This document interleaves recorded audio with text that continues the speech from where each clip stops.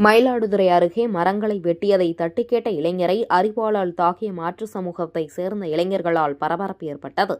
மயிலாடுதுறை மாவட்டம் மயிலாடுதுறை தாலுகா தலைஞாயிறு வடக்கு காலனி தெருவை சேர்ந்த கார்த்திக்நாதன் 28 லாரி ஓட்டுநரான இவர் அந்த தெருவின் நாட்டாமையாகவும் உள்ளார்.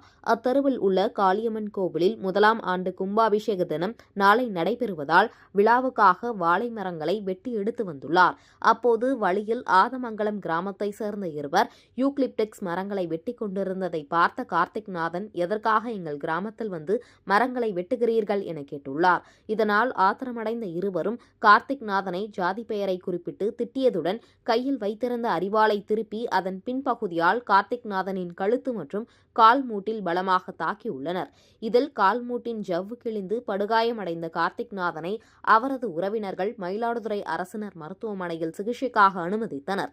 தங்கள் கிராமத்தில் வந்து மரங்களை வெட்டியதை தட்டி கேட்டதற்காக ஜாதி பெயரை குறிப்பிட்டு திட்டியதுடன் தன்னை அரிவாளால் கடுமையாக தாக்கிய ஐயப்பன், அருண் ஆகிய இருவரும் மீதும் தகுந்த சட்டப்பிரிவுகளில் நடவடிக்கை எடுக்க வேண்டும் என கார்த்திக்நாதன் வலியுறுத்தினார். இதனிடையே கார்த்திக்நாதனின் தெருவான வடக்கு காலனி தெருவில் ஒட்டியுள்ள வயல் ஒன்றில் உள்ள போசெட் கொட்டகையை மர்ம நபர்கள் தீ வைத்து சென்றுள்ளனர். இதில் கூரை கொட்டகை முழுவதும் எரிந்ததுடன் போர்செட்டும் சேதமடைந்துள்ளது. இரு சமூகத்தை சேர்ந்த இளைஞர்களிடையே ஏற்பட்ட பிரச்சினை அப்பகுதியில் பரபரப்பை ஏற்படுத்தியுள்ளது.